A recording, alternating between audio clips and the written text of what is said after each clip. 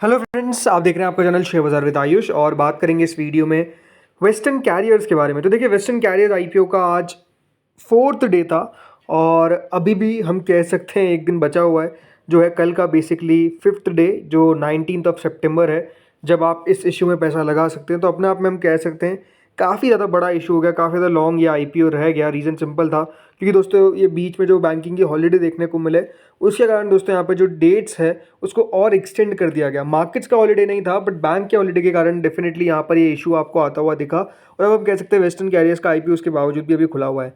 ₹5 की दोस्तों इसकी फेस वैल्यू है, 163 से 172 का प्राइस बैंड है, 87 शेयर्स का लॉट साइज है। कुल मिलाकर दोस्तों ये इशू है 492.88 करोड़ का, जिसमें से 400 करोड़ का है फ्रेश इशू, तो बाकी का है ऑफर फॉर सेल। दोनों एक्सचेंजेस पे आपको ये लिस्ट होता हुआ दिखेगा, जो है BSE as well as on NSE, right. So friend, जो शुरुआत के 3 दिनों का सब्सक्रिप्शन है, इसमें आप कह सकते हैं क्यूआईबी की तरफ से हमको पैसा आता हुआ नहीं दिख रहा है, राइट, जो कल तक का सब्सक्रिप्शन था। एचएनआई कैटेगरी ने 13 गुना इस इशू को सब्सक्राइब कर दिया था, रिटेल कैटेगरी ने 13.97 टाइम सब्सक्राइब कर दिया था। तो कुल मिलाकर ये इशू 3 दिनों में आपको क्लोज टू 10 टाइम सब्सक्राइब होता हुआ दिखा। अब देखा जाए तो 10 गुना कोई बहुत ज़्यादा नहीं है, राइट। अगर आप इशू के साइज़ को देखते हैं और 10 गुना कहते हैं कि बहुत बड़ा है, नहीं, ऐसा नहीं है। 10 गुना इशू का साइज़ है दोस्तों, मतलब 10 गुना सब्सक्राइब होना कोई इशू को शानदार नहीं बनाता है, इशू को बहुत ज़्यादा नहीं बनाता है, बट स्टिल 10 टाइम्स के आसपास आपको सब्सक्राइब होता हुआ दिखा। अब क्यों स्लो सब्सक्रिप्शन आता हुआ दिख रहा है, रीज़न क्या है? रीज़न है डेफिनेटली दोस्तों टाइम, राइट। क्योंकि यहाँ पर अभी समय था, इसलिए हमको दोस्तों धीरे धीरे करके सब्सक्रिप्शन आता हुआ दिखा। लेकिन आज कितना सब्सक्रिप्शन आया है? तो दोस्तों आज भी कहानी सेम ही है।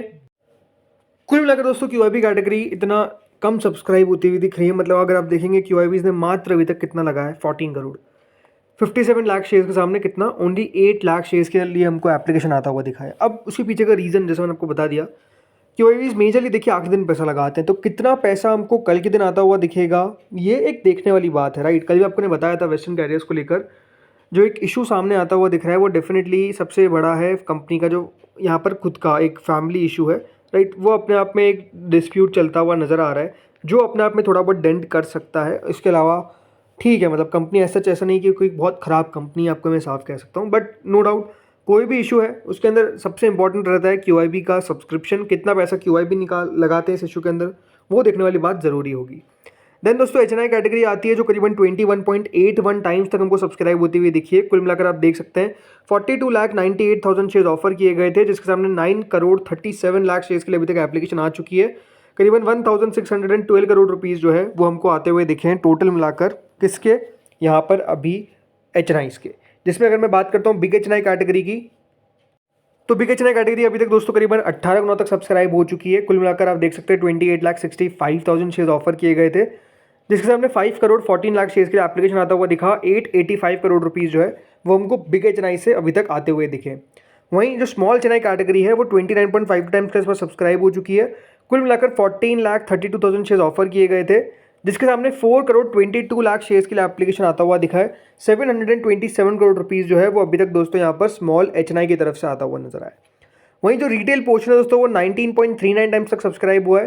करीबन 1 करोड़ 29 लाख 535 शेयर्स ऑफर किए गए थे, जिसके सामने 19 करोड़ 44 लाख शेयर्स के लिए एप्लीकेशन आया हुआ है। करीबन 3,345 करोड़ रुपीज़ जो है वो हमको रिटेल ने भी इस इशू में लगा दिया। मैं आपको ये कहूँगा कि रिटेल ने इस इशू में मेरी एक्सपेक्टेशन से ज़्यादा पैसा लगा दिया है। अब नो डाउट इसके लिए भी एक टाइम ही रीज़न हो सकता है, बट यहाँ से और कितना पैसा आएगा कल के दिन हर एक कैटेगरी के अंदर, ये कहना अपने आप में थोड़ा सा मुश्किल है।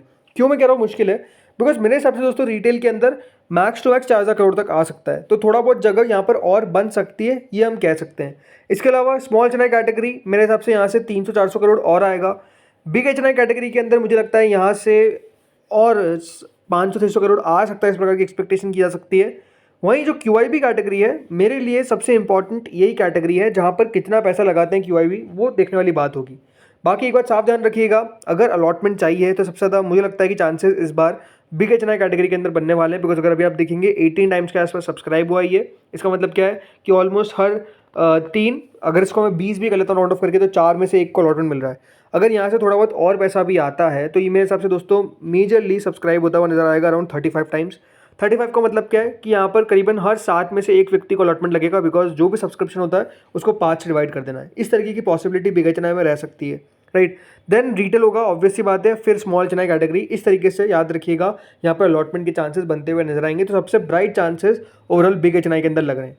कुल मिलाकर दोस्तों ये जो इशू है वो 14 टाइम्स के आसपास सब्सक्राइब हुआ है। कंपनी को 4,971 करोड़ रुपीज़ जो है वो रिसीव हो चुके हैं। और अगर आप हर दिन देखेंगे तो डेफिनेटली ऐसा लगता है कि यहाँ पैसा आता हुआ दिख रहा है, बट पैसों की जो स्पीड है वो लगभग सेम आपको देखने को मिलेगी, राइट। डे सेकंड में 5 गुना भर गया था, फिर 10 गुना, आज 15 गुना, राइट। तो कल का दिन बहुत इंटरेस्टिंग रहेगा, बिकॉज 3 आईपीओ खुले हुए हैं, तीनों आईपीओ के अंदर अच्छा पैसा आएगा। Specifically northern arc and orchid developers definitely बढ़िया करेंगे। यहाँ पर कितना आता है ये देखने वाली बात ज़रूर होगी।